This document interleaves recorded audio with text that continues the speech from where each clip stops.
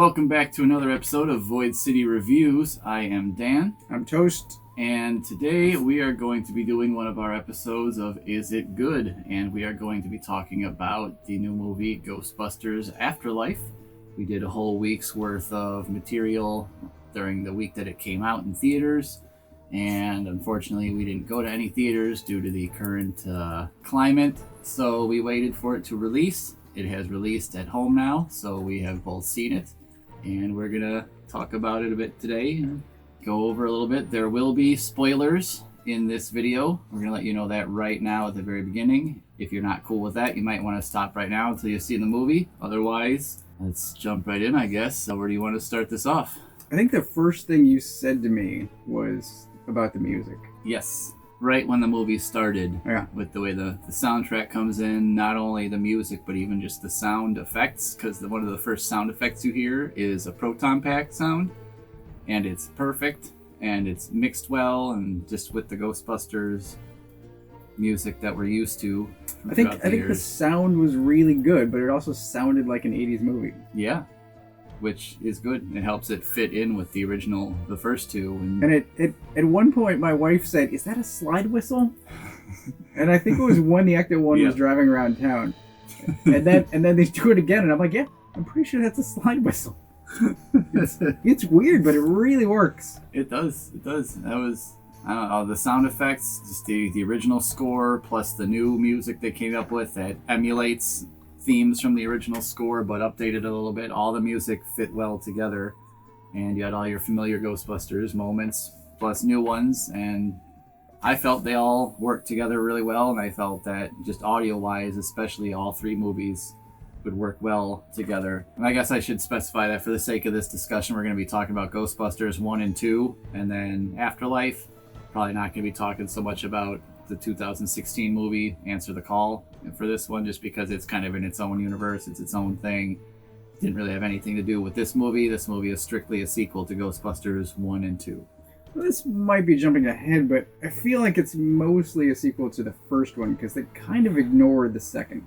They do, but that question has been answered by the directors and writers of the movie, and they did say that it is canon, it did happen. They just didn't go into a lot of stuff because there are ideas for a follow-up to this movie, revisiting some things from Ghostbusters 2. So if we did both those movies all over again in this one, that would ruin the nostalgia factor for the next one. There's a point where the children are learning about the Ghostbusters for the first time. Yes. And the events in New York City. And they do only learn about... Right. Yeah, there's no Statue of Liberty, there's no museum. That's a huge thing. Like, if the top of a skyscraper blows off, okay. Yeah. 40 years later... there's a 100-foot marshmallow man. 40 years later, you can be forgiven for not knowing about the top of a skyscraper. Yeah. But if the Statue of Liberty is walking around... You might learn about it in school. I think you would know. I would hope. No one but Paul Rudd's character... No one seemed to know even about this happening out in Summerville, Oklahoma. Right. In the first place. I think that is somewhat believable because sometimes the middle of the country doesn't care what is happening at the coasts. There is that also, and if everything was centralized around New York as it was with both movies, there's a chance some places back in the days of no internet and no one having cell phones, maybe...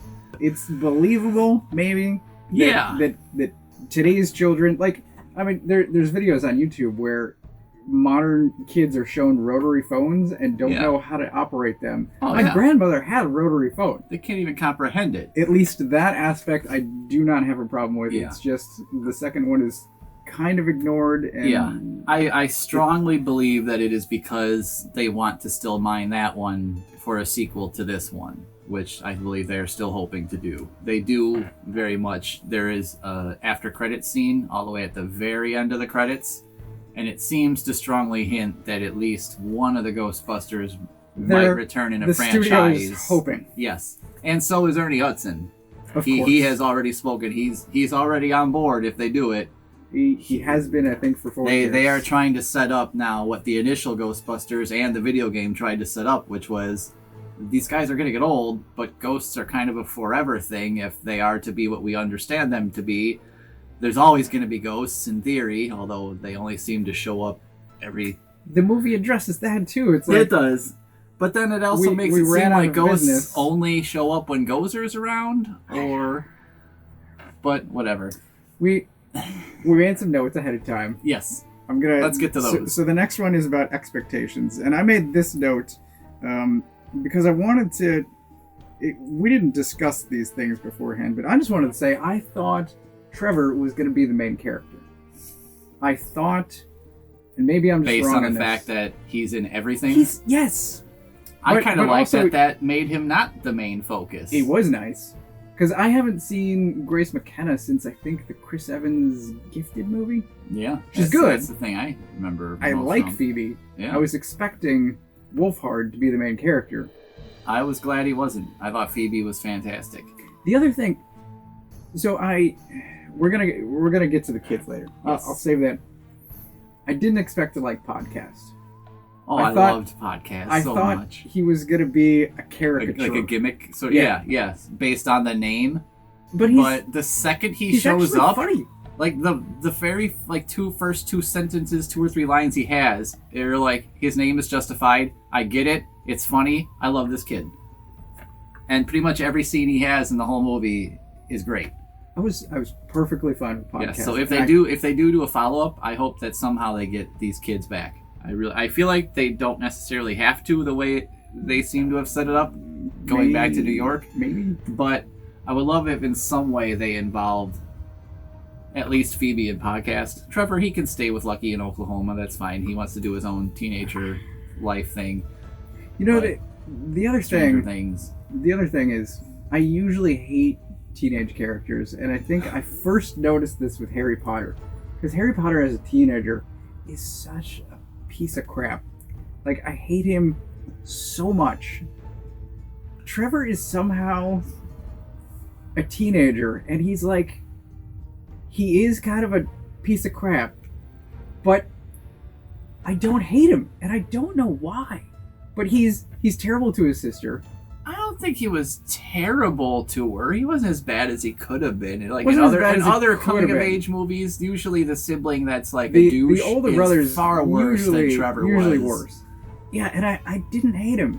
Like, his thing wasn't more about him. Like, usually I think it's because the sibling, it's like an ingrained, I don't like the other sibling, that type of rivalry. This was more of like an, I'm annoyed that we had to get uprooted to go to Oklahoma from Chicago, and I'm taking it out on you. But I feel like they would have gotten along better. I don't know. I didn't get that they hated each other. There's so little before they move. Yeah, they pretty much just up and move. I don't know. But I didn't hate Trevor. And I liked podcast. Yeah. And that was surprising to me. Podcast was great. But that does lead us directly into all of the kids on the notes. And I really liked Phoebe in general. Yeah. She channeled Harold Ramis. Yes. So well.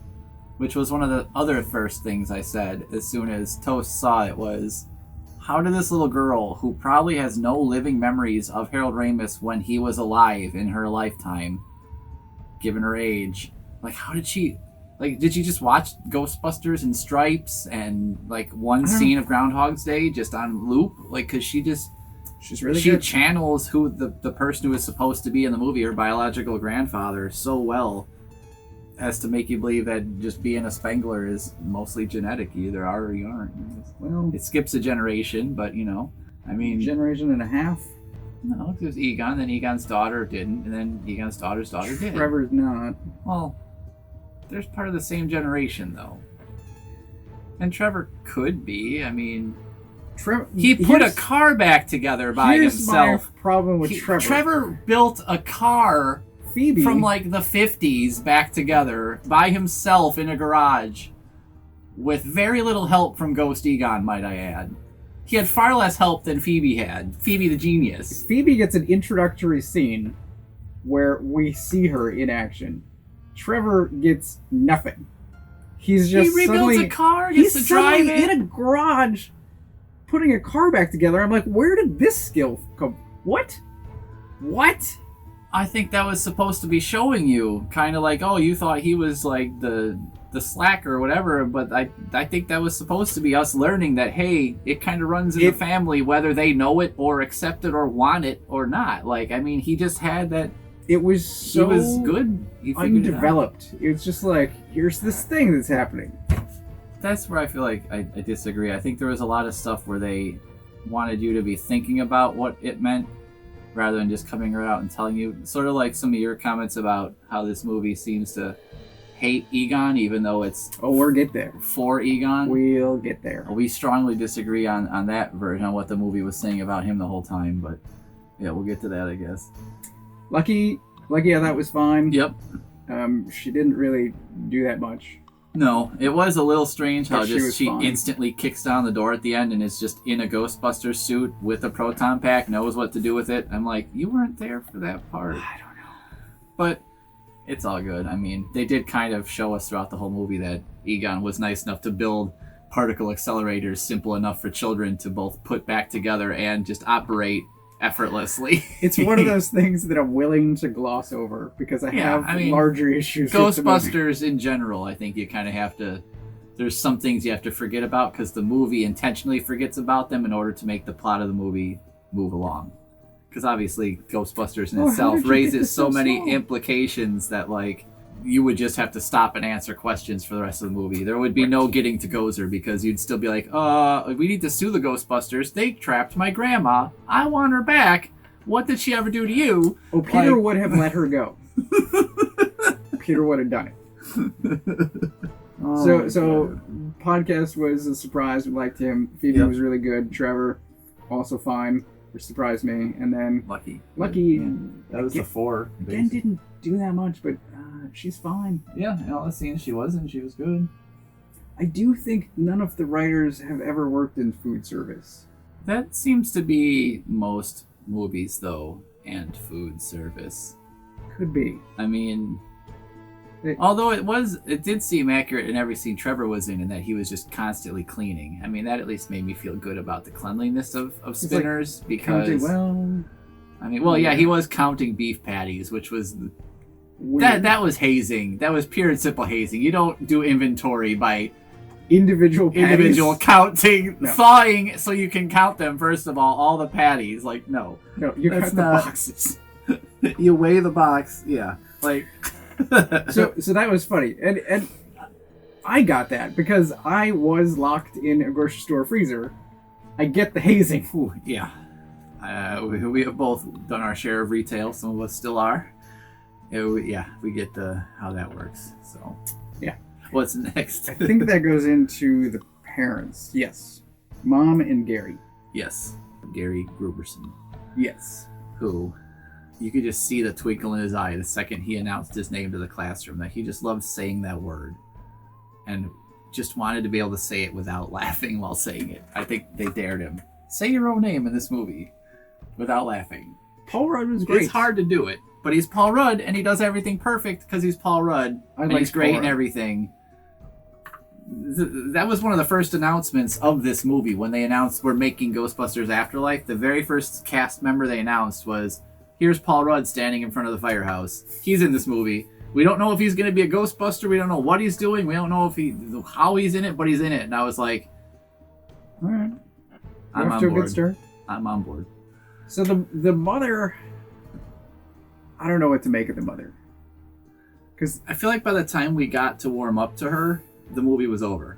It starts before they move. Yeah. You said Chicago. It is Chicago. Okay. So the family starts out in Chicago and then they move to Oklahoma. Yes. But they're moving because they're getting evicted. Yes, they have no money left. So she wants to go to the farm, sell off everything, get a check, come back to Chicago, pay the rent, and be good. Well, the landlord's like, no, I'm just going to evict you, but I'll be nice and wait till you're gone so your kids don't see. Just tell them once you get there. Which is then sort of what she does. It's also not how evictions work, but whatever. She seemingly doesn't have a job. She moves immediately. Once they move, she makes zero attempt to actually get a job.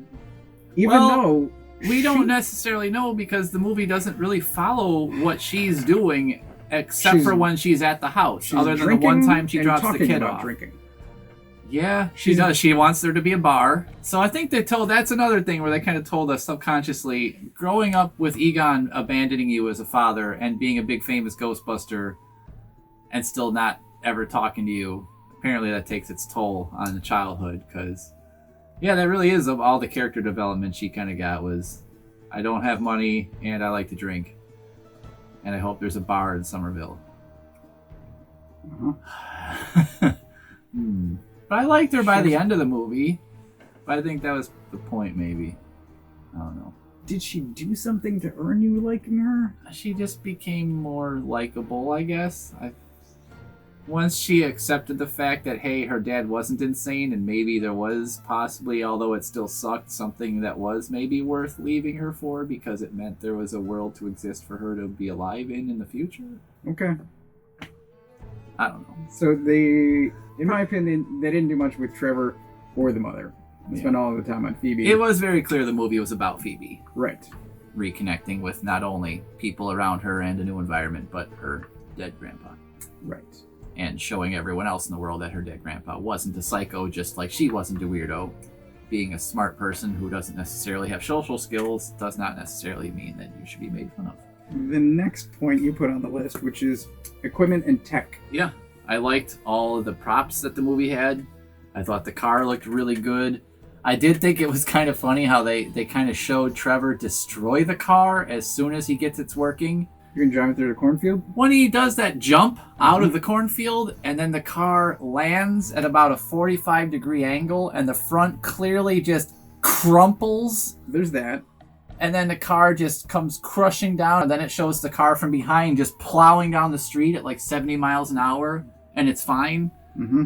And I'm like, okay, I guess Dukes of Hazzard did that every week. I'll accept this, whatever.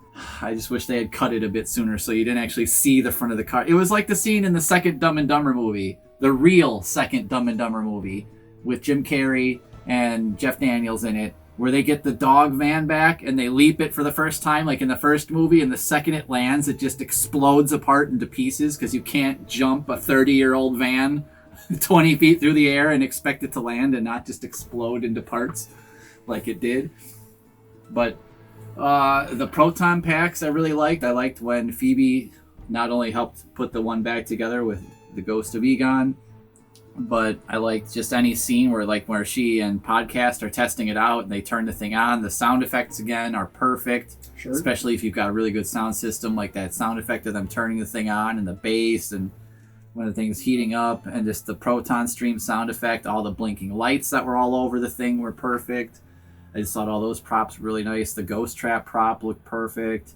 I really liked the RTV, the remote controlled trap. I thought that was pretty cool. That thing was going far faster than I expected. Oh yeah, it was going super fast, which, I mean, it was clearly computer generated at that point. I mean, but I'm guessing he probably had what they wanted us to believe was probably one of those like gas powered, could be like little gas powered remote controlled cars, because some of those can get going like 60 miles an hour or faster. They can become deadly projectiles and they hit a ramp. Yeah, but those things are pretty cool. That trap was pretty awesome. I loved the suicide door and the seat that shot out with Phoebe on it when they were catching Muncher. It's nice, but extremely unsafe. Oh my god, yes. I do love how they pointed that out in the movie. Oh, yeah. When he takes the corner and almost pancakes her into the cars parked along the street, and it just zooms in on her face of her kind of like, but there's the bridge later. Yeah, and then she almost gets destroyed on the bridge. Yeah, it's cool. It's called a suicide door on purpose. Oh yeah, like there's a reason it's called that, especially in this movie. But especially once it gets to the end and they're chasing back, and they have Zuul in the trap, and the mom is the mom again, and she's in the car and they're talking, and Phoebe's like, "Hold on a second," and she just blasts out the car to shoot Paul Rudd or Vince Clortho when he's the dog chasing the trap in the face with the proton stream, and then just comes right back in the door, and the mom's just like, "What?" And she's just acting like it's nothing. I'm like, that's so cool. I thought that was really nice. And I thought it was another nice detail was that they showed in the beginning of the movie, all around Egon's farm is all those old cars. That's where he got all the different parts, not only to keep the Ecto-1 alive throughout the years, but to add those extra pieces on and build new additions to it. That's what he had all those pieces there. So I like that there was attention to detail to not only nostalgic set pieces for previous movies, but also ones that showed what he'd been up to for the past several decades, filling in the past of this movie itself. Well, I don't know that that's enough time. What do you mean? I mean, it's enough.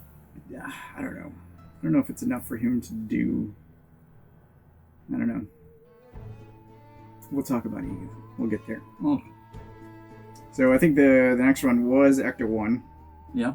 Anything else? Probably just covered that. I mean, I loved it. Sounded right. Looked cool. Looked cool. It ran better than it's ever run before in the movies. It did some things. It did stunts. I mean, all we ever really seen it do before is drive over bridges for a long time. It drifts now. And, yeah. Oh, yeah. In cornfields. That thing, yeah. That kid, Trevor, is not only able to put cars together, but he's apparently a trained stunt driver of the likes of like Vin Diesel and Paul Walker. I mean, yeah. I expect to see Trevor in the next Fast movie where The Rock isn't there, so Trevor can fill in for him with the Ecto 1. He'll come pulling up and he'll be like, family! And then Vin Diesel will be like, yeah, family. Next up is Ghosts. I'll let you start this one off because I want to know what your thoughts on the Ghosts are. So I thought Muncher was pretty well done. I like that he's a giant water bear. Right, yeah. Which I don't quite get, but it's also funny. So. My wife had the same thought. She's like, oh, it's a water bear. But he's clearly supposed to be the mascot or one of the mascots. Yeah, he's the new generation's Slimer. Right. Essentially.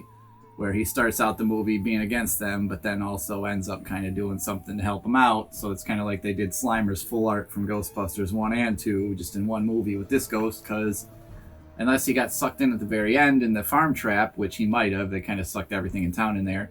He is the one ghost who seems to have gotten away, because I think they kind of left even the score at the end there. It's like, you caught me, I let you out, whatever, okay, we're all good. The possibly best moment was when he opens the fire hydrant. Oh, yeah. When he's there and he just looks at him. I like how he looks up and he's like, oh. I expected him to bite through it. He's Muncher. Yeah. It's what he does, but the hand just slowly turns while he's deadlocked on. And I just love the face he's making, like, oh, those are the guys with the hurdy stick. It's great. It's a great moment. One comment I had, though, is when he bites out of the inner jail to let Podcast and Phoebe and them get the equipment at the end, is if you watch, he bites the lock, but then he just straight up is bending the bars. He bites through, and then he just goes and stretches the bars. I'm like, but he's a ghost. Why wouldn't... But if he just went through, then all the stuff he ate didn't come out, which was also interesting, because when Slimer eats stuff, it just falls right through him to the floor, but Muncher keeps it in him to expel later. So ghosts are very strange in Ghostbusters. They kind of just do what the scene needs them to do.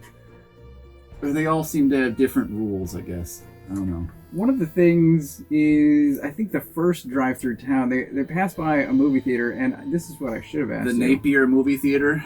But one of the movies that was playing was something sort of horror related. It was like... Oh, the movie titles? Yeah. Yeah, I remember thinking that too, and I don't remember what they were. And my wife is like, oh, those are going to be coming out of the screen later. And I go, you're probably right. But at the big, like, ghost moment that happens late in the movie, we get a couple... There's a minor. There's the eye popping out one based on the original toy from the real Ghostbusters, the purple toy that they just re-released. Earlier in the movie, when they're talking about, oh, there's more dead people in town than alive. I'm like, oh, this is going to come back later. It really doesn't. I expected more ghosts. That's kind of all the Ghostbusters movies, though, if you really think about it. Because I got to that point, too, where I was like, there weren't really any ghosts in the movie. The original Ghostbusters had... like no time and no budget, so yeah. But this movie at least had time and money. I wish there had been more ghosts. I wish there had been more involvement from the ones that did show up once everything happened. But at the same time, I think that might have just taken away focus from the main thing, which is like in the original movies. I mean, we got to see the ghosts they directly interact with, but not so much of anything else happening in the city. And I think it's, again, budget-wise, effect-wise. I imagine the effect for Egon probably cost a lot. Oh, I'm sure. He, in my opinion, is the best passed away actor brought back digitally in a movie that I've ever seen. He blows away far and away anything in Star Wars, Carrie Fisher, Moff Tarkin from Rogue One. like any of those things. Paul Walker in the Fast and Furious, that they put his face on his brother. Like this Egon. I think it might have helped that he didn't speak. Correct. But Paul Walker's didn't talk. Well, I didn't see that. At least in the scenes that I haven't seen that movie either, but the one scene I have seen that had the fake Paul Walker in it, like it looks like Paul Walker, but it looks like they made a fake Paul Walker. This looked like they had Egon and they just had him on a green screen and made him transparent. But it looked like Harold Ramis. Even the opening at least as scene, I imagine he would have looked. Even the opening scene where we don't see He's his in face. shadow, yeah. It looked good. It looked good. And that's the funny thing about that is I thought that Egon in shadow in the beginning of the movie looked less like Harold Ramis than completely digital Egon at the end of the movie where you saw his face, which looked to me like I was blown away by how good that looked. Like his face moved naturally, but that did help. The fact that his mouth never had to make talking motions, that's the thing that always gives it away. Oh, yeah. If their mouth doesn't have to move, you can usually get away with it if the lighting's good. But that's another effect, and I might throw up a clip of it here, where I even saw a still of that Egon without the ghost effect. So it was actually him skin-colored and normal-colored hair, not purpley, clear, just like a human. And this looked like a driver's license photo of Harold Ramis in a Ghostbusters costume. I couldn't believe that's crazy. The level of detail they're getting on some of these things. Like, we're getting close to the point where we're going to have dead actors in movies, and we're not even going to need actors to do their voices now, because now computer programs can make actors' voices. Anyways, moving right along. So the next point on the list is spoilers. Yes. And we've talked about the whole time. We're talking about if we were able to avoid them or not. This is the general rant about spoilers, because I don't want to be spoilered. I don't want spoilers on anything. Ideally, and this is never going to happen, but I want to watch one trailer. I want to watch one trailer for a movie and then learn nothing else until I actually see the movie. That would be nice if we could somehow make that option be a thing. I just want a trailer. I watch trailers to determine whether or not I'm going to watch a movie. Yeah. And then once I make that determination, I don't need more information. Right, because then usually if you get more than the trailer, you're already into spoilers. That's just going to be spoilers. Sometimes trailers are spoilers. Yes. And that pisses me off too. Especially when trailers love to throw the last scene of a movie into the trailer. Ugh. Even if it doesn't give away plot, you don't do it. If anyone from Hollywood watches this, don't do that. It's annoying, and you can always tell watching the trailer just from the way the scene is set up or blocked or shot or what's happening. You can always tell, and it's so annoying that you just showed me the finale of the movie. So now I already know who's alive and who's not. There's that. Oh, it makes me so mad. But so many trailers are poorly made where they give things away that in the movie are built up to be a surprise. And you're like, well, I watched the trailer, this is no longer a surprise. And the punchline scene is in the trailer. Let's just get to the point here. Can we get a move on? Yeah. I know it's coming. Yes. So, yes, ideally, I don't want to know anything. I think the trailers did a good job of not spoiling a lot of things. I don't even remember the trailers anymore. Didn't give away Egon at all. It was so other than long it was ago. his family moving into his farm. Sure. Which even that was vague at best, like referencing that it was Spengler's farm, other than the fact that obviously Phoebe the most looks like a young little Egon relative. They didn't give away Egon that I saw, at least the fact that his ghost would be in the movie. And that's one thing that also surprised me was how much Egon is in the movie without being in it. The other three Ghostbusters who are still alive Ray has 2 scenes. The other guys, I guess they each get 2 scenes. Yeah. So they get, Ray has his during the movie, and then Peter and Winston have mid and after the credit scenes, and then they've got the scene where all 3 of them show up with Gozer. But that's sort of the next point I want to make is about the original cast and how I wish most of them weren't in it. That's part of why I'm glad they were in it very briefly. Because Ray being in it makes sense to me. Yes. He's always been the sort of true believer that would hold down the fort until the end of the world. That he still has the bookstore makes perfect sense. Yes. Especially once you find out that Winston has been paying for it this whole time. So I would have been fine with just Ray. Yeah. Make a phone call. We get Ray. He explains some things to people that don't know things. It makes perfect sense. Keep in mind though, Ray didn't get he doesn't understand quite the situation happening out there. He doesn't. He's thinking, I still need to cross the streams, which means I need more streams. But I would have been fine with Rey having one scene. But even before Rey, we've got Janine. Janine, to me, raises questions, and I don't think that was the point of Janine, was the fact of, I think they were giving us a little bit back what they took away from us in Ghostbusters 2, because they took away the Janine and Egon relationship and gave it to her and Louis Tully, her and Rick Moranis. I don't know. The her and Egon thing just disappeared, even though it was hinted at throughout the whole first movie that she's clearly into him. Yes. And even though he acts sort of aloof, he kind of, it seemed like maybe was into her in his own antisocial, I don't know how to talk to people kind of way. Right, yes. Considering of anyone in the movie, aside from Rey, I think he talks to her the most. Could be. Like, they have a ton of scenes together, and they even have a deleted scene from the original Ghostbusters back in this movie, which I liked. It's at the end of the credits, but I even like that, the scene where she gives him the coin that wasn't in the original. So that was kind of cool. So Janine, you've watched it twice. Yes. Was she, in your mind, in Oklahoma with him? Or did she show up because he died? The first time I watched it, I thought, oh, she's also been in Oklahoma this whole time. She moved with him. That's why she knows what was happening. I feel like she's the only one who's been out to Oklahoma. I don't think she lived in Oklahoma, but she knew where he was, and she'd been there before, and she knew what he was been kind of part of helping him with the stuff, because I think she's, again, like in the first movie, she believed anything he said. Yeah. Like, she hung on his every word, so if one of them was ever going to follow him out there and believe his craziness, it was going to be her. Because she was super into that end of the world stuff, too, and it's a sign and all that stuff.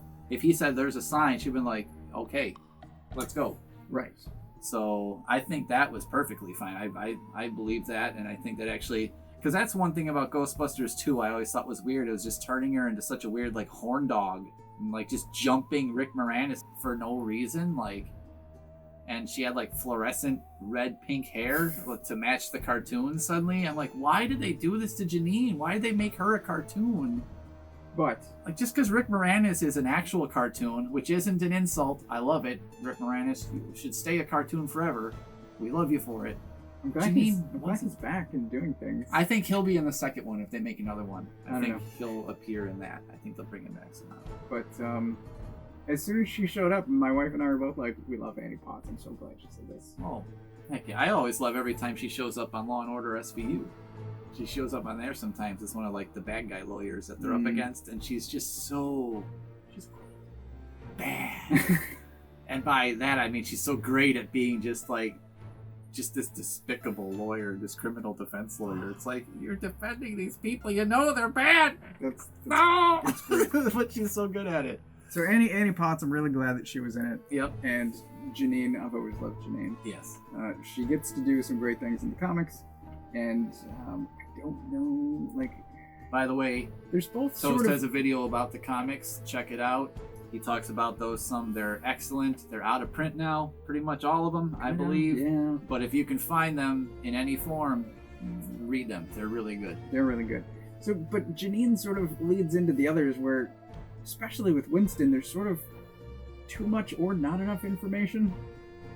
Like, Venkman going into academia is a hilarious joke. But I love it. He was like, what, a professor of, like, advertising or something? Or it was like a professor of something so dumb, but it totally made sense for him. If it's marketing, because he's a spin doctor. Yes. That's what he is. Yes. So that made sense. It's even hilarious. more than him becoming a psychic talk show host, like in the second one or whatever. Winston just being rich because he went into finance is one of those things where it's like, what? I think fine that they sort of finally developed his character some.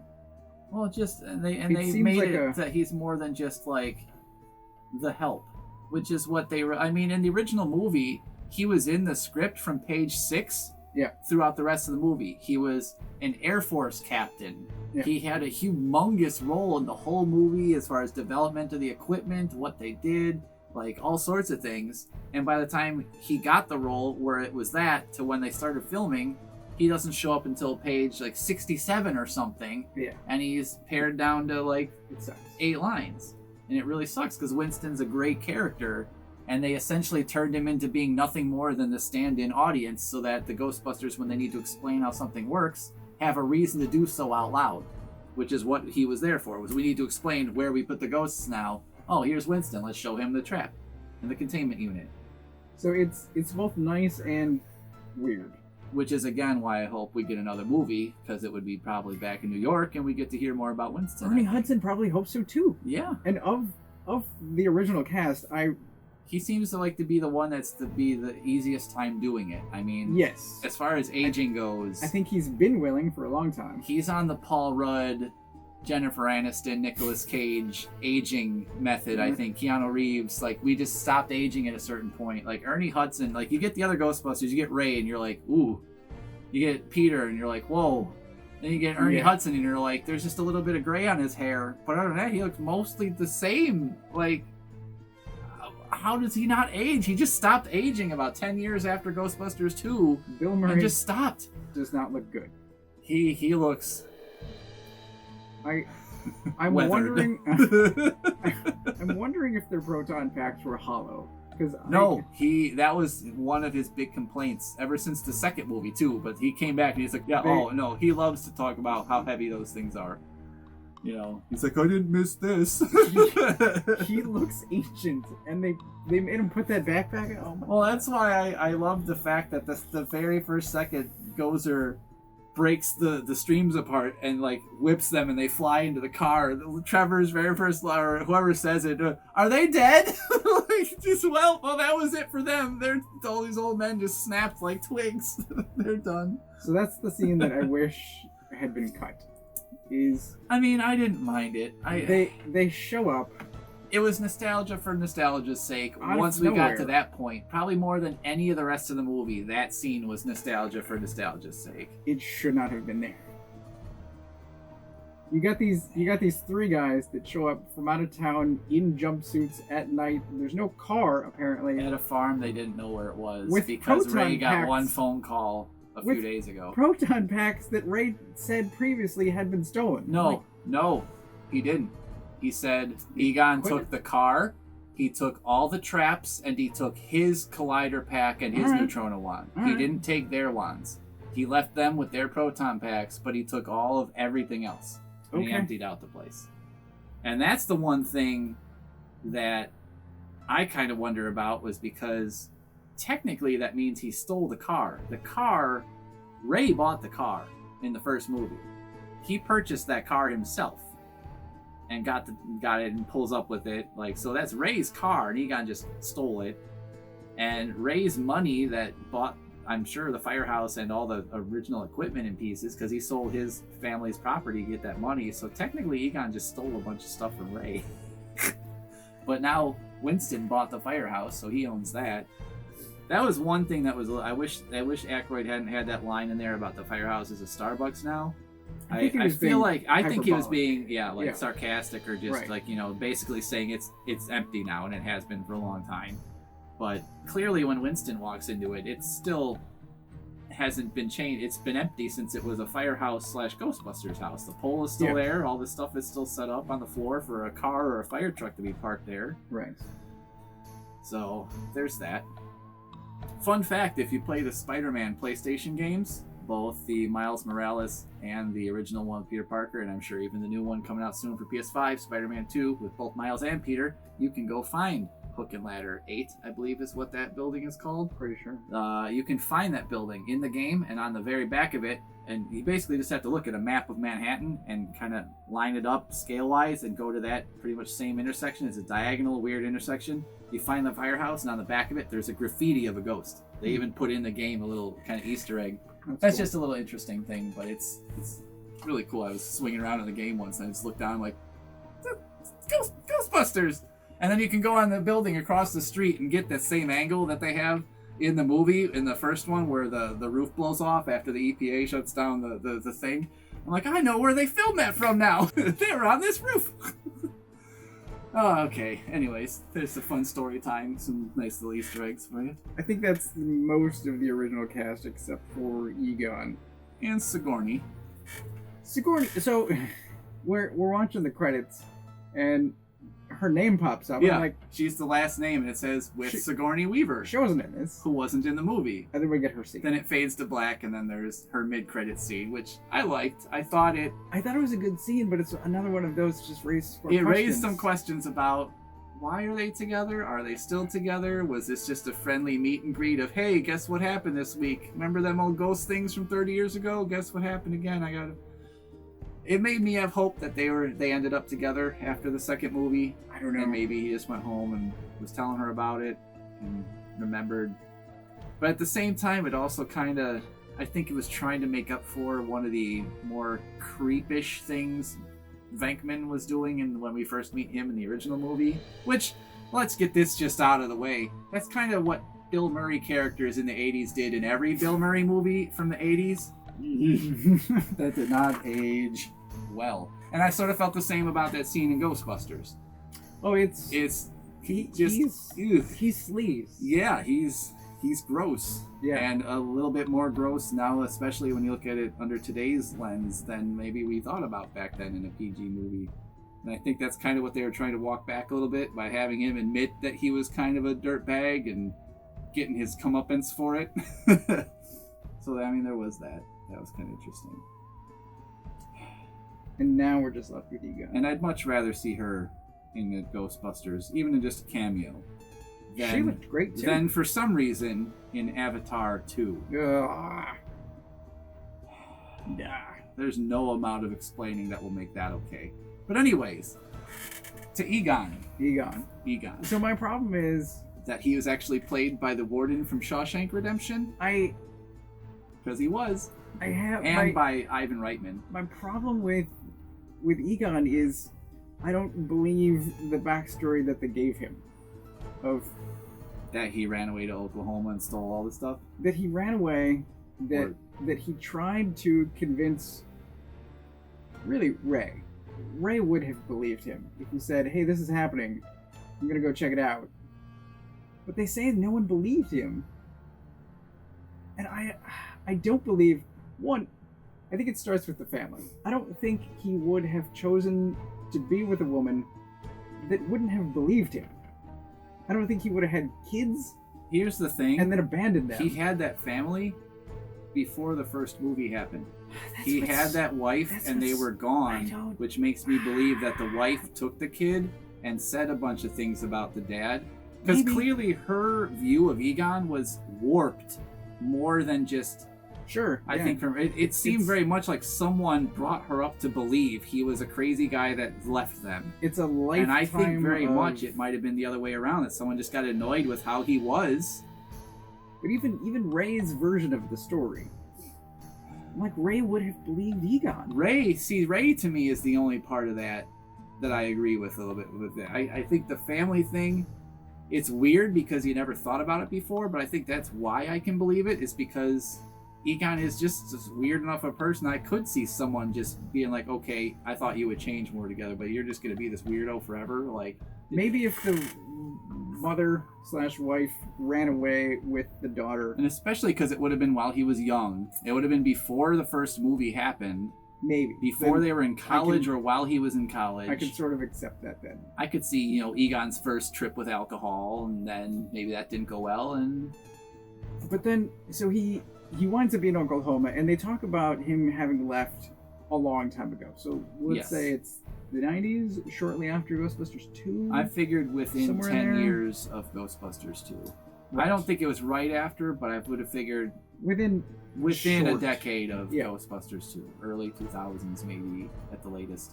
But he's there. He's in Oklahoma for a pretty long time. Yes. Building traps. Yes. Traps and proton packs. Which they at least set that up with the general store. He bought a bunch of weird stuff. He bought a bunch of stuff, and Janine did his finances back when there was money. Yes. Yes. I'm okay with all of this. But he knew the dates. He saw the dates. I don't understand. There was literal proof. It's not just, hey, there's this guy with some crazy ideas. There was a casket, Oh yeah, Ivo Shandor was just lying there. He's just laying there. Yeah. I was gonna make a reference to the Russian guy whose name I can't remember, but the Entombed in Glass. Stalin? I don't remember. Rasputin? Guy who won't die? There's literal evidence. There is. I don't understand why he couldn't convince why no one believed him. I think he gave up. I think it was. I don't understand. I think that's another one of those things, at least, that I can sort of figure it out, or at least I can figure out a way, and that's that when you get older, you get stubborn, and when you make up your mind about it, a lot of people don't care anymore.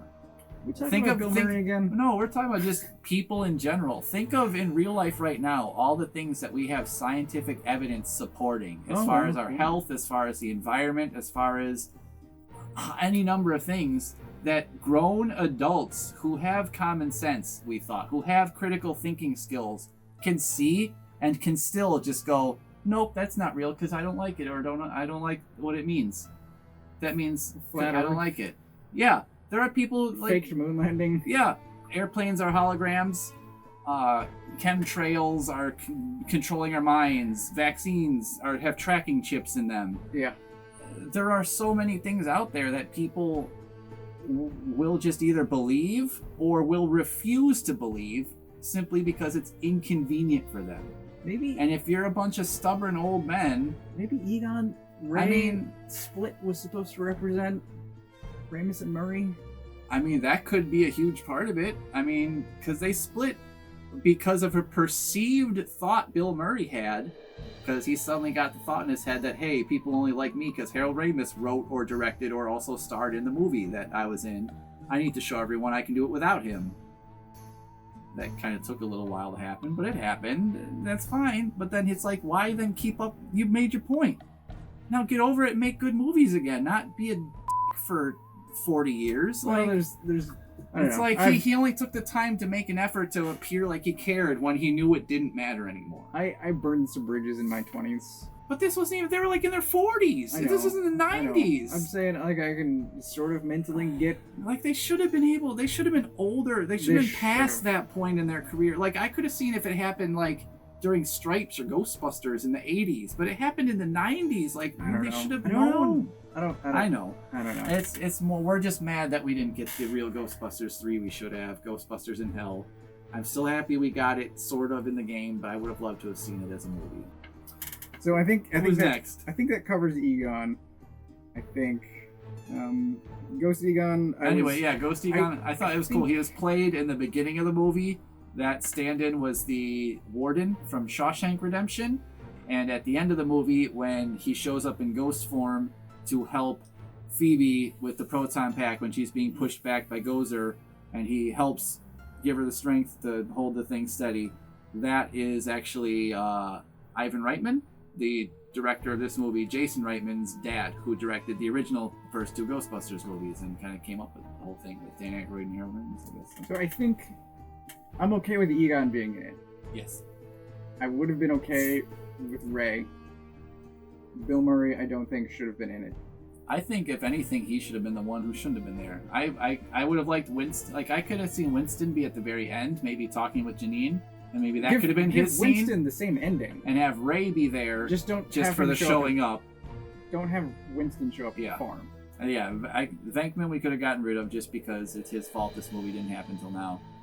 Ray at the farm could have been there because he got the call. That made sense. And I think, Winston could have had his end credit scene with Janine, and I think that would have made sense that she would have gone and found him then, or whatever. But they also had to get them all out to the farm so they could bring the stuff back. I mean, they kind of set up. I mean, plus, it's Ghostbusters. It's the last chance we're ever going to get to see them all as Ghostbusters again.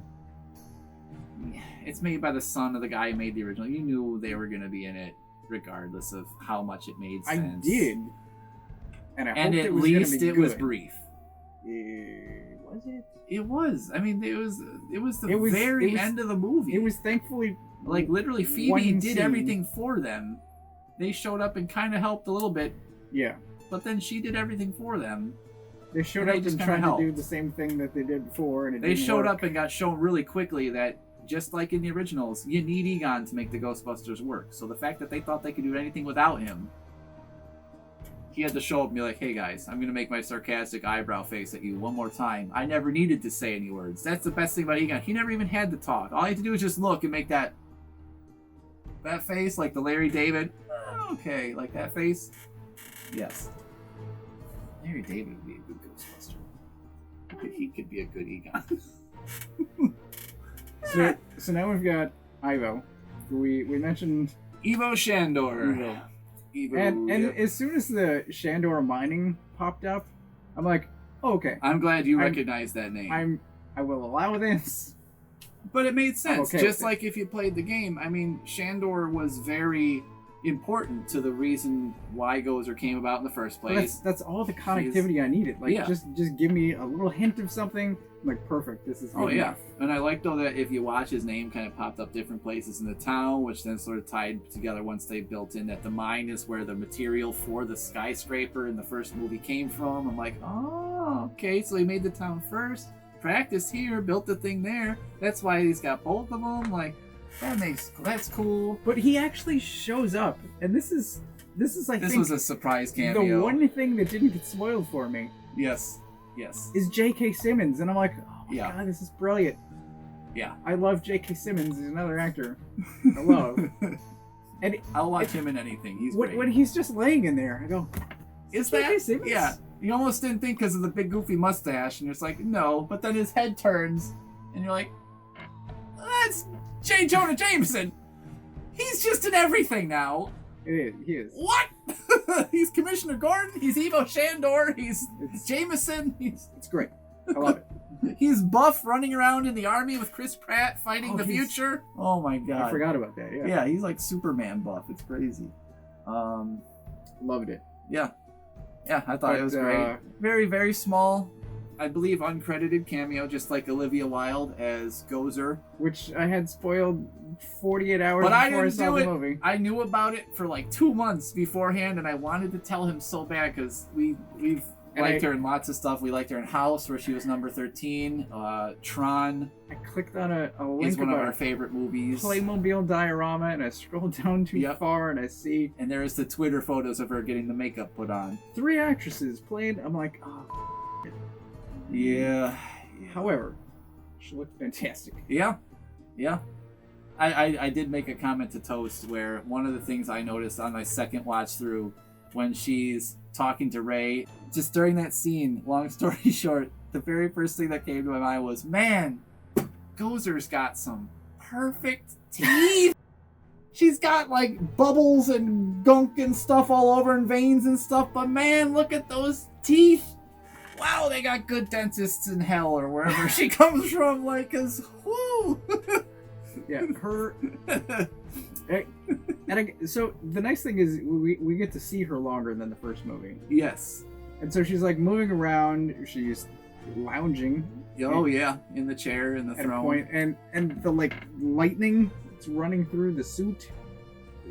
That was like they got Gozer perfect. Even just the way she moved, her mannerisms, like her attitude. That was like, yeah, that's Gozer. Just after the way she acted in the first movie, how she was so like, oh yeah, didn't care, like whatever. You're not gods. You're not worth my time. Whatever. Yeah. Like, oh, that was so perfect. She's good. I love the face when Phoebe starts telling her jokes. That first face she makes is just like, is she for real?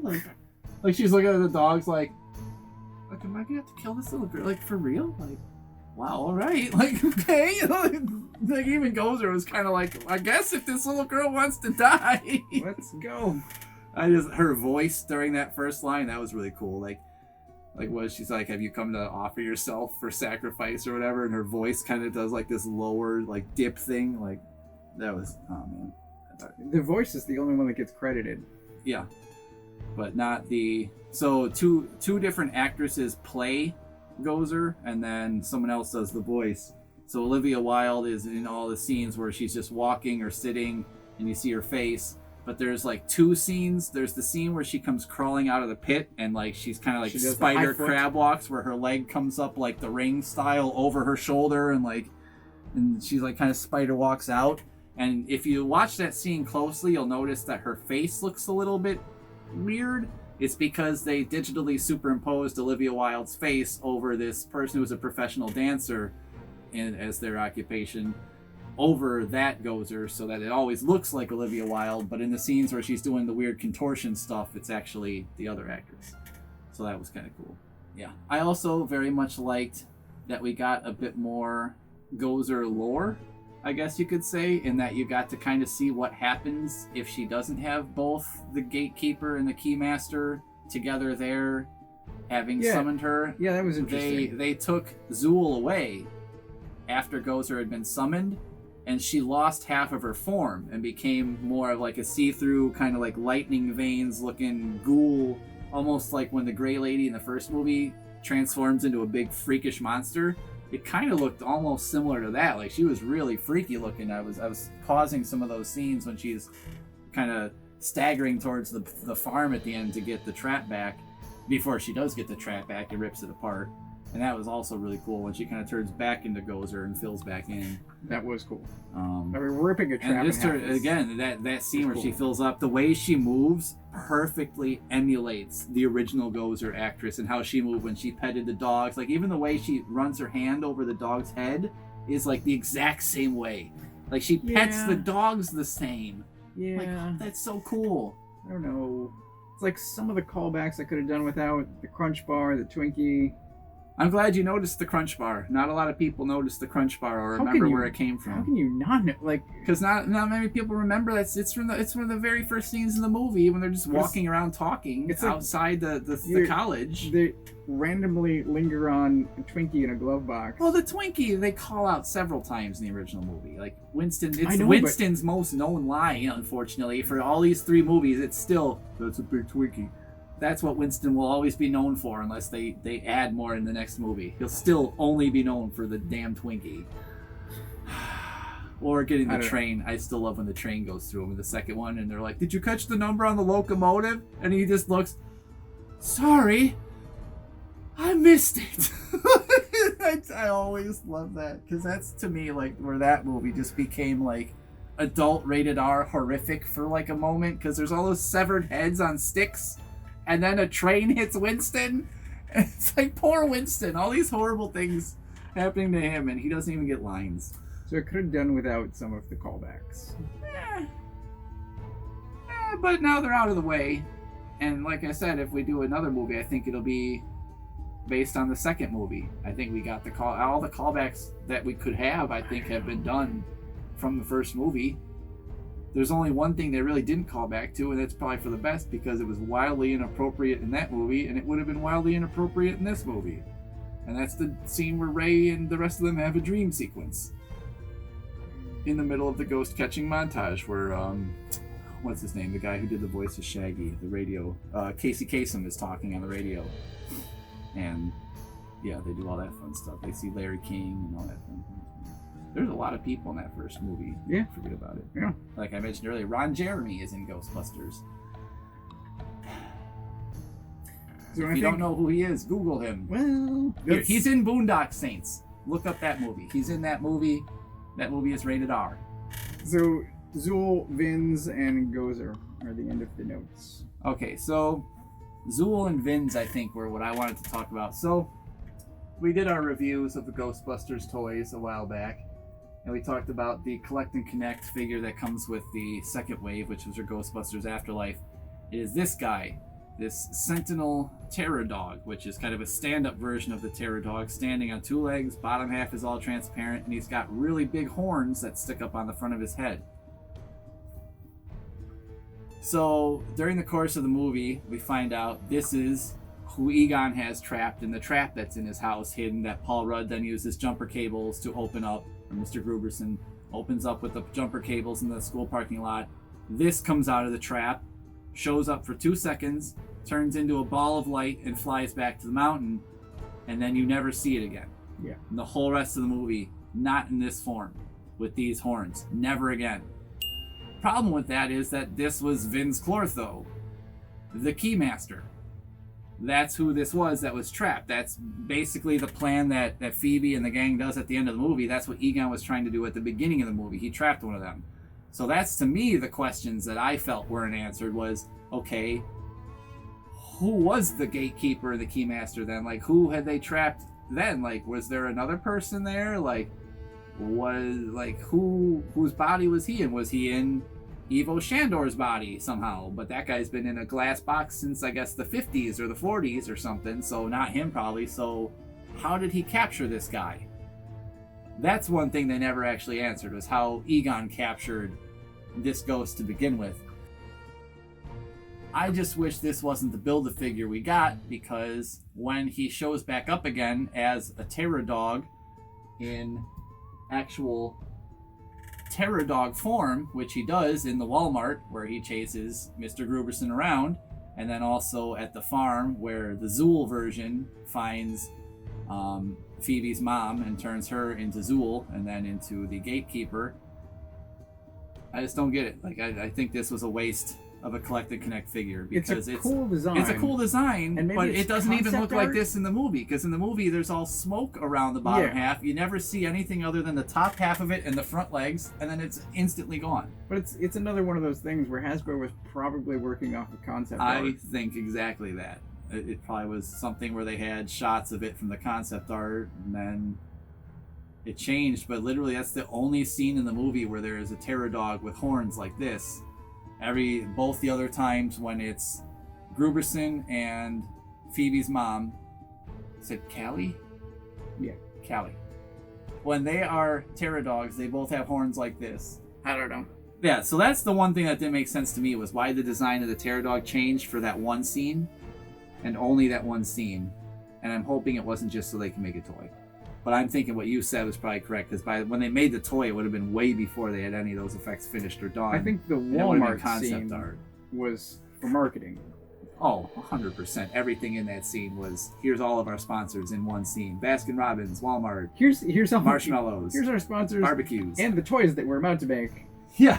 Because these things all are cute. of them. Here's all the toys and the places where you can buy them. And it worked. Yes, it because did. you bought a set of mini puffs, and I'm getting 2 boxes because I like them, and then my wife saw them, and she's like, oh, I want some of those. And because there's 3 bodies and 6 heads, so you'll be able to have all 6 of them. Mm-hmm. And they're great, and they're adorable, and they're pretty funny. And they're fantastic. Job done. You win, Hollywood. You do. You win. You. And Hasbro. Yes. Good job. Something Hasbro doesn't hear very often. Right. It's true. Good job, Hasbro. Good job, Hasbro. You succeeded. Yeah. But I like them. That's the one thing I thought was interesting. So, obviously, the original Ghostbusters does have that weird dream sequence scene, which all the adults watching this will know exactly what scene we're talking about. It's the one scene that seems just like wildly out of nowhere. I mean, yeah, there is a little bit of stuff with Zuul and Venkman later on where they kind of hint, and they very... See, to me, like, as a kid watching Ghostbusters, I never understood the gatekeeper keymaster thing at all. I had no idea what had happened on that roof between Louis Tully and Dana Barrett that summoned Gozer until I was probably almost 30 years old. I didn't get that. I don't remember how old I was when I first saw Ghostbusters, because I'm a couple of years older than you, but Yes. still, it was 84, and I wasn't watching movies at 4 years old.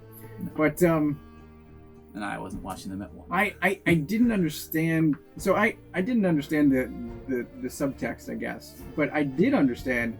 Hey, Sigourney Weaver looks hot in that dress. Oh yeah. And her floating over the bed is weird, but I'm into it. Like, Oh yeah.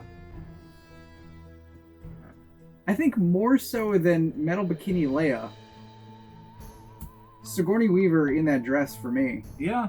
As a teenager, she was doing it. Yeah, I think I was just more worried about Princess Leia getting like sand everywhere, wearing a bikini in the desert. I'm like, oh, that's not what you want to wear. Like, I was concerned for her well-being and comfort. Sweat and metal? Like, this Oof. doesn't go together. And if the sun's shining, it's gonna go hot. Like, no, Ugh. ooh, you get burnt.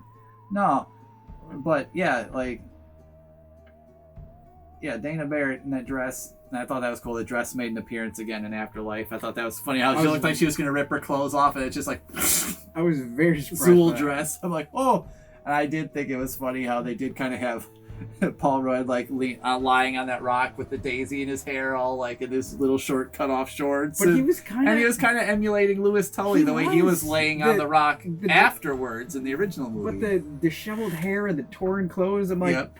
This is kind of Louis. See, that kind of tells me that either Louis imprinted on Vinz Clortho, or Vinz Clortho was just kind of a goofball. Because when Vinz was in the human form of Louis, he was still very goofy. So it's weird. Like they kind of take on some of the traits of who they go into. I don't know. But I think who they go into also take on some of their traits. And I think the gatekeeper is just a horn dog.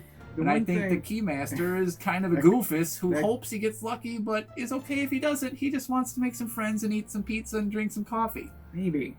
But, so my wife was actually expecting Lucky and Trevor to become the terror dogs, and it was my guess that I'm like, no, it's going to be the adults. I feel like once I knew that Paul Rudd wasn't going to be a Ghostbuster, and when I knew Gozer, when it happened, I was like, I should have seen this coming, just because I knew in advance that Gozer would be in this. I guess because that's a spoiler I did know about going in. So maybe the difference I didn't think about the how they would summon and the fact that they would need to have the gatekeeper and the Keymaster again, and I'm like, once it got to them, I'm like, okay, now it totally makes sense. He's Louis Tully. She's Dana Barrett. You watched it alone, right? The first time. The second time I watched it with my brother. Okay, so I'm always watching things with my wife, and we're always making guesses about what's going to happen. Oh, I still do that. Okay, but we have, I guess, the bouncing back and forth. When I watched, so she makes guesses and I make guesses. Yeah, when I watched Interstellar, in the very beginning, when the bookshelf knocks, I was like, that's Matthew McConaughey. He's standing in the room, and I don't know how, but it's going to be Matthew McConaughey. And 3 hours later, I was like, I don't know how. There was no foreshadowing, but I was right. Spoiler alert. Anyways. How many years old? Interstellar? Yeah. I'm just saying. It's a couple of years old. But still, that's a movie where that was something like that made no sense there should to guess. Be a time limit on spoilers, though. Yeah, that's true. People still get mad about them. Yeah, I don't understand. Anyways. Yeah, so I think that's all of my thoughts. Except I will say that I largely liked it. My main problem with the movie is just the original cast. I think we're in it too much. Which is crazy because they're really barely in it. They do actually save them for the very, very end of the movie, where they do quite literally just walk in out of nowhere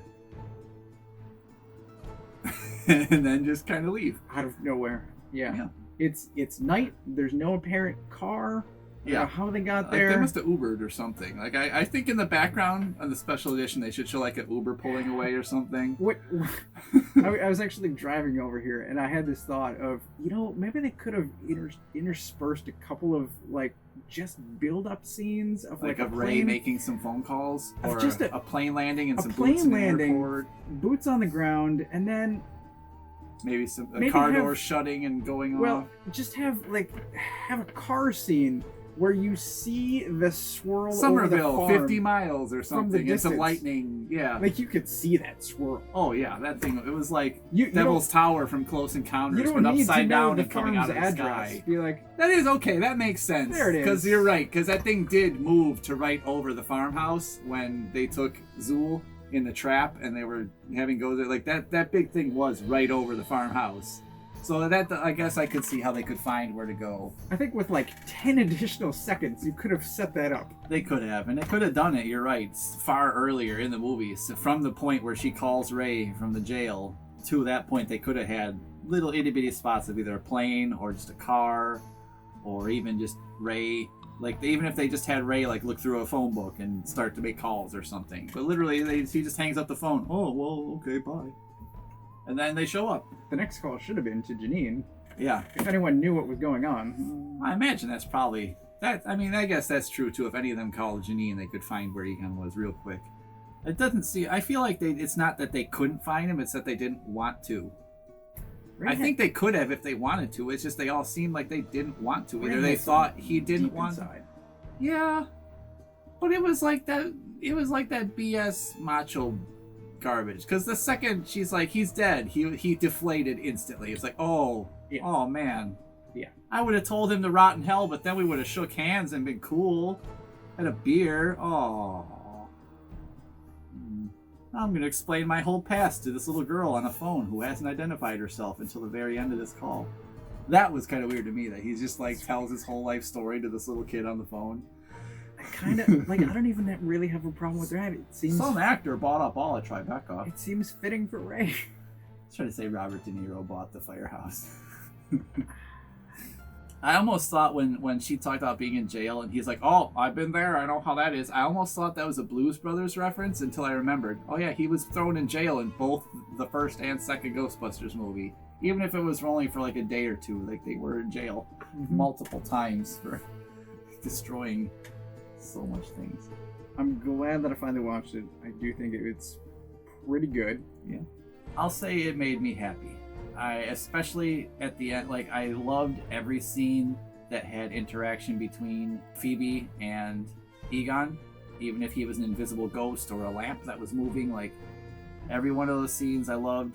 The second the noise faded away at the end when she was getting pushed back and looked like she was going to lose, and the hand comes around and grabs the neutrona wand, and the camera pans up and there's Harold Ramis there looking on, and they look at each other and then they're like, yeah, like the heart. I was like, oh yes. I don't know. I loved it. It didn't bring me to tears like much of Twitter. And I think it helped that he looked so real. And if he had looked like something out of a Star Wars movie, I would have been like, I get what they want me to feel in this scene, but I don't quite feel it because I know it's a cartoon. Well, usually but he what didn't look like a cartoon. To is Tron Legacy, and just the plasticness. So I guess there's like there's D.H. Patrick Stewart, right? There's a couple of and Ian McKellen. There's like, but that was like Vaseline on the camera lens. There's Tarkin. De-aging. That was god awful. There's Tarkin and Leia in Rogue One. Tarkin looked better. Leia looked really good. Leia looked better because you saw her for less time and she didn't talk. Tarkin looked great, except that they kept coming back to him over and over and showing him longer and longer, so you had more time to watch his mouth not move right. And that, I think if they had him in one scene, in that first one, and Leia in that one scene, I'd have them right up there. So but it's the fact that they kept showing him, and that there are people who can do on their computers at home now with deepfake better effects than that movie has from ILM. Well, they're doing better than Mandalorian. Yeah. With Luke Skywalker. Yeah, and that's like people on their iPhones are making better special effects than ILM is. I mean, it's at least improving over time. Yes. Because it has gotten better. We've gone a long way from plastic face. Yes. In Tron Legacy. But even Tron Legacy, and it might just be the fact that I love that movie and just the story of that movie and just everything about it. I don't remember that as one of the bad looking ones. Like, yes, I could tell it's not Jeff Bridges. I know it's a fake Jeff Bridges. I know it's not real. But they're living in a video game, so I can justify it. In my head, I just start the movie after that scene. But he's like throughout the whole movie. He is, unfortunately.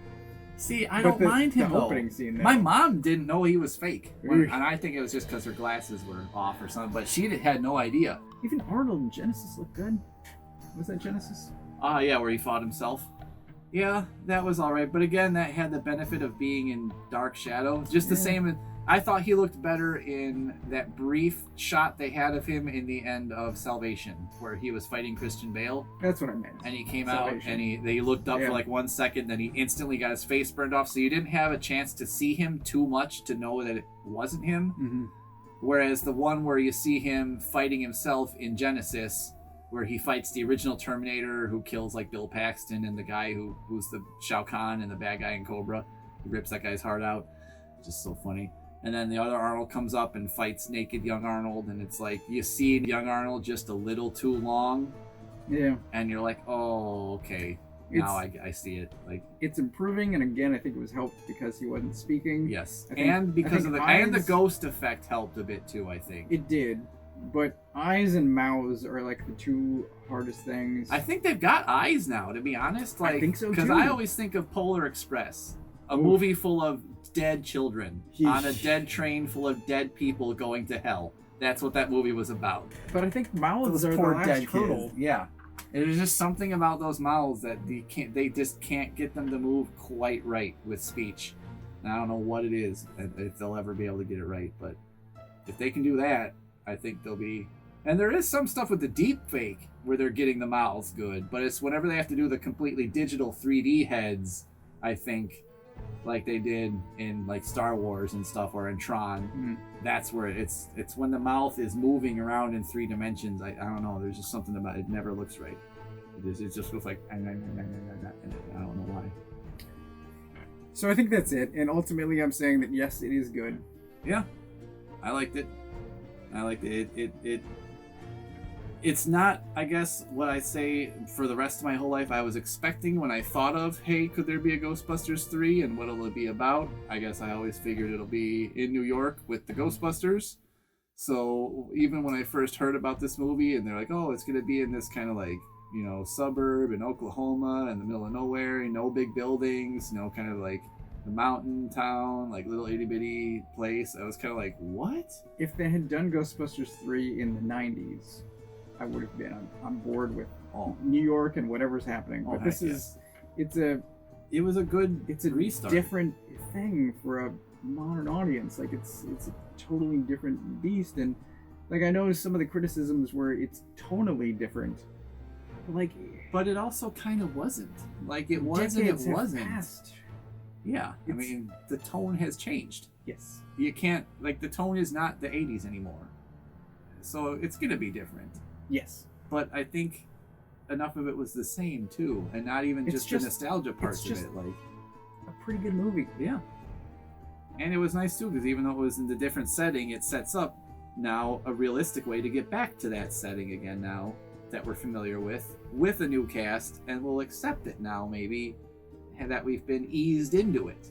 We're not just going to get shoved into a new New York Ghostbusters movie where we have to accept 4 new Ghostbusters in this role, because we saw, and obviously it was for different reasons, but we saw you can't just shove 4 new people into a Ghostbusters role in New York in the same place and have it work. People, even though they say they want it, they won't accept it. No matter if it's funny or not, or what problems you have with it.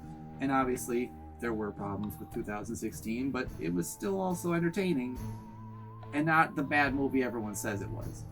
People remember that worse than, although I'm not even sure. A lot of them never saw it, so they're remembering what they wanted it to be to fit the argument they have against it. Yeah, I think some of the complainers about 2016 didn't actually watch it. Yeah, considering they made the complaints before it came out in theaters.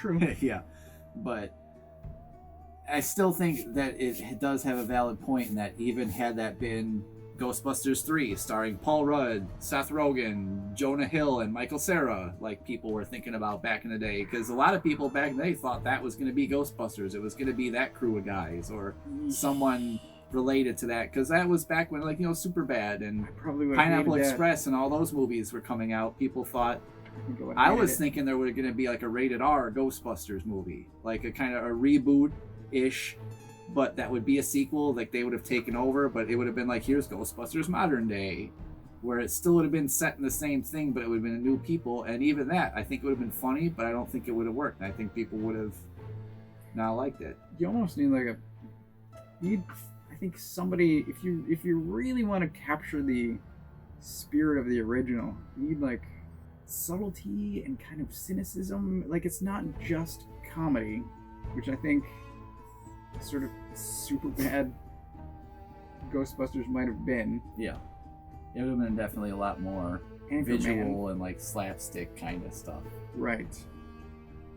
And which probably would have led to more ghosts, which was one of our slight comments, was more ghosts. But if you take a sort of, would have been pointless ghosts. If you take the sort of like RoboCop approach of not necessarily the satire, the violence. Yes, the satire, like the dark satire. Yes, yeah. Starship Troopers, RoboCop, like that. Actually, satire. That would fit Ghostbusters very well. I feel like. I think if you go that angle, man, then you could just throw in like the co-ed shower scene. Oh man, that's a movie I should not have seen in the theater. Starship Troopers. Oh, Starship Troopers? I was not old enough to see that. How did they let you in? That was very rated R. Yes. That was incredibly rated R. Yes. Like, R for everything a movie can be rated R for, I think, except drug usage. I think that's the one thing that's not in that movie that I can remember. Yeah.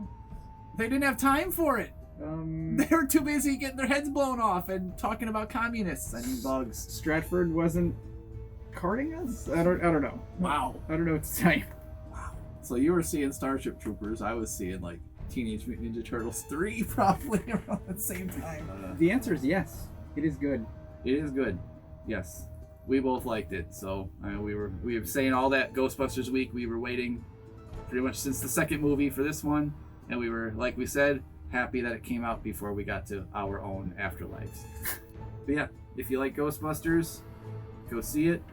Even if just for the nostalgia sake of seeing some old story ends tied up, or just seeing some old references or whatnot, or just hearing the music again. A lot of people just really like the Ghostbusters theme. I'm just saying it's a good movie. Yeah. On its own. Yep. Yes. I think they want to broaden it to two different groups. I think Yeah. it's aimed at younger, newer audiences, and then it's Fans also of the trying to original. capture both, which is why we've got a disconnected story with a bunch of callbacks. Yeah. And why we have all the original cast. Yeah. Because you need the familiar faces.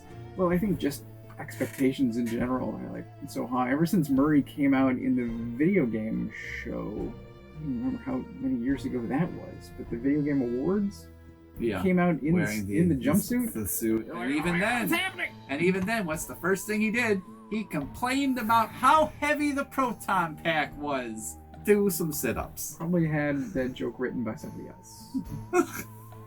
What are you talking about? Bill Murray improvises all of his lines. Mm-hmm.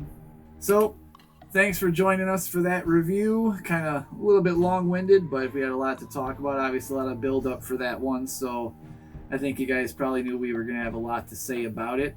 And we kind of did. So, obviously, we'll pare that down a little bit to all the important parts. And we hope you enjoyed that. We hope you saw the movie. Hope you liked it. Hope you saw it before you watched this video. If not, sorry for the spoilers, but still go see it anyway. It's still good. Like and subscribe as always, because we're still going to be doing some more of these videos. We'll probably have a couple more Is It Good ones soon, maybe. We were thinking of maybe doing one for The Matrix. Let us know what you think about that, if you'd like to see a video about that, or if you have any other videos, series, anything you'd like us to maybe take a look at and talk about. Other than that, we're going to get back to doing some videos on comics and on toy reviews and on custom toys. We've both got more we've been making. Check out all those videos. And until next time, I am Dan. And I'm Toast. And who you going to call? I think we all know at this point. So I guess the only thing left to say is I ain't afraid of no ghosts. Thanks for watching.